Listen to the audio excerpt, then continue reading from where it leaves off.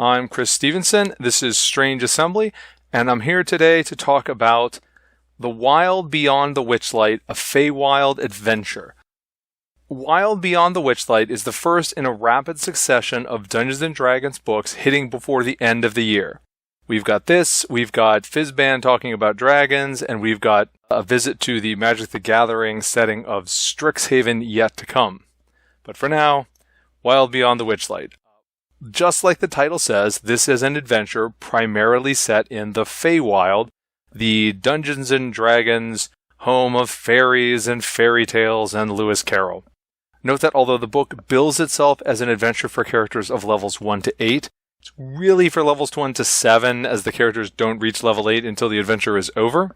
I'll note that as an adventure book, The Wild Beyond the Witchlight is primarily tailored towards Dungeon Masters. However, this review is not going to spoil anything more than you would learn by reading the back of the book or attending a session 0. It's just going to be giving you these basics and kind of an overview of how it feels. But if you want to go in completely blind, you've been warned. Now, the Witchlight of The Wild Beyond the Witchlight is the Witchlight Carnival, which, like its more sinister companion from Van Richten's Guide to Ravenloft, pops around the plains, and in stopping near the player characters is going to become the jumping off point for this adventure.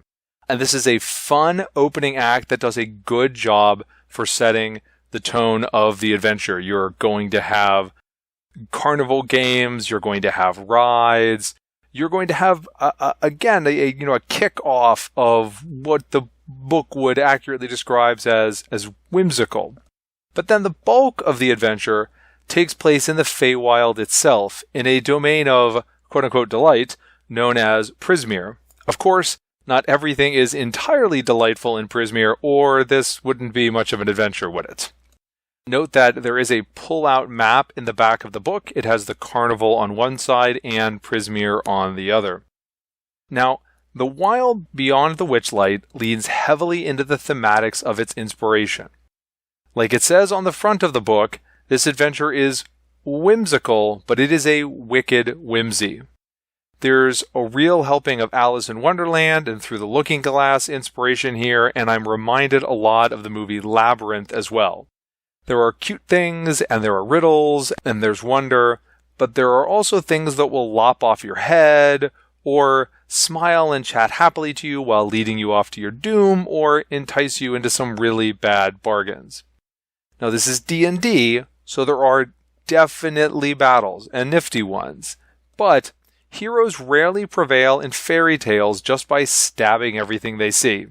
Did Sarah Williams rely on force of arms to prevail over Jareth the Goblin King? I think not. Nor did she save Toby by acting alone or stomping through the labyrinth without regard for the rules of that place. And The Wild Beyond the Witchlight really captures that feel. Characters must understand and play by the rules of the realm they're traversing. They must figure out when to trust and when to stab first. Even for friendly characters, they must piece together desires and motivations, for rarely is, I'll take 10 gold, the price for what those characters want.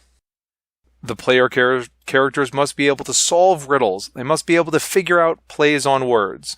Altogether, The Wild Beyond the Witchlight does a wonderful job of conveying a sense of place that's quite distinct from other Dungeons & Dragons adventures. Another great thing about The Wild Beyond the Witchlight is the way that the characters' actions matter. Not just in a, we're responsible for defeating the bad guy and saving the world at the end sort of way. I can't tell you much without getting into spoilers, but there's an interlocking nature to the adventure. NPCs have interactions with each other, they can appear again, and the rules of the Feywild have a mind of their own. What the characters do earlier in the venture can reverberate to their benefit or detriment later on. And to help manage this, the DM is provided with a story tracker to help keep these things in line. In addition, pages and pages of NPCs get role-playing help cards for the DM. I mean, it's probably pointless that they're actually in the book because presumably you're going to download these and print them out instead of trying to photocopy, but they're in there. Again, there is a lot more than just bashing skulls at work here. Now, in addition to the adventure, there is some limited mechanical content. That includes monsters and magic items back in the DM section, which you'll have to wait and hear about from them. But the main attraction is probably two new playable species, fairies and Harengon.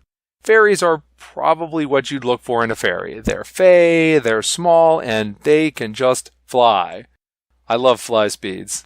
They can cast druidcraft at will, and eventually they can light things up with fairy fire, or go all Julia Roberts as Tinkerbell with enlarge and reduce. Harengon are rabbit folk. They get a nice selection of bonuses. There's a boost to initiative, increased perception, a bonus on dexterity saves, and a few times a day, a bonus action rabbit hop around the battlefield. Both of these new playable species I can see an attraction to. Both of them have concepts that I think will appeal to a decent number of players, and both of them are solidly interesting mechanically. There are also two backgrounds, but oddly I would discourage using them for this adventure, especially the Witchlight hand who literally works at the carnival. The other option, the Feylost, grew up in the Feywild. The Feylost's familiarity with the Feywild is general enough to not really be a problem. There's just this slight degrading of the sense of wonder and oddity if one of the characters is used to this sort of stuff. But the Witchlight hand kicks this up a notch, as the entire first part of the adventure is just a day at the job for them, unless the DM contrives to have the Witchlight hand not actually know anything about the carnival or the people who work there. So personally, I would suggest just saving these backgrounds for use with some other character on some other adventure. But again, the bulk of this is an adventure. And as an adventure, the Wild Beyond the Witchlight is really fun. If you're looking for just a traditional hack and slash or a dungeon delve, this isn't what you're looking for. But the Wild Beyond the Witchlight is really effective at what it sets out to do, to capture this sense of fairy and fairy tales and translating that into a Dungeons and Dragons adventure. And it mixes that with a good helping of interesting NPCs and this interlocked story that will really shine in the hands of a solid DM. If that sort of thing interests you, I would highly recommend checking out The Wild Beyond the Witchlight. As usual, if you've gotten this far, we would always appreciate it if you'd click below, comment, subscribe, like, what have you. Thanks.